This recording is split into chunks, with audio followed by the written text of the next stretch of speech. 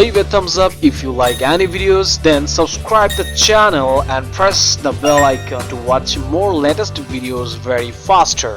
दोस्तों मैं आपका दोस्त अभिषेक और आपका स्वागत करता हूं आपके अपने ही चैनल क्या बात है यार। और दोस्तों इस वीडियो में हम बात करेंगे बेसन प्रोसेसिंग प्लांट के बारे में। और जैसा कि हम जानते हैं कि बेसन का उपयोग अलग अलग तरह के पकवान बनाने के लिए किया जाता है। बेसन का उपयोग जहां तरह तरह के स्नैक्स और नमकीन बनाने के लिए किया जाता है, जैसे कि पकौड़ी, ब्रेड पकौड़ा, बेसन के लड्डू इत्यादि। और इसके साथ ही साथ बेसन का उपयोग घरों, रेस्टोरेंट, ढाबा, होटल और कैंटीन, शादी विवाह, बर्थडे पार्टी, मुंडन आदि जगहों पे तरह तरह के पकवान बनाने के लिए काफी बड़ी मात्रा में किया जाता है। यानी हम ऐसा कह सकते हैं कि इसका उपयोग लगभग हर घर में किया जाता है। और चने के द्वारा बनाए गए बेसन की डिमांड साल भर बनी रहती है। रोड पर ठेले लगाने से लेकर 5 स्टार होटल तक बेसन की मांग है। और दोस्तों इसी डिमांड की वजह से इसका बिजनेस करना काफी फायदेमंद हो सकता है, क्योंकि ये खाने की चीज है और खाने की चीज की कभी डिमांड कम नहीं होती। और वहीं दोस्तों चने की कीमत बाजार में कम होती है उसके सीजन में, जबकि उसी चने से तैयार बेसन की कीमत काफी ज्यादा होती है। और बेसन मैन्युफैक्चरिंग की खास बात ये है कि इसे आप छोटे लेवल पे चक्की के जरिए अपने घर से स्टार्ट कर सकते हैं, या फिर अलग अलग प्रोडक्शन कैपेसिटी के प्लांट लगा के। मार्केट में बहुत से सप्लायर हैं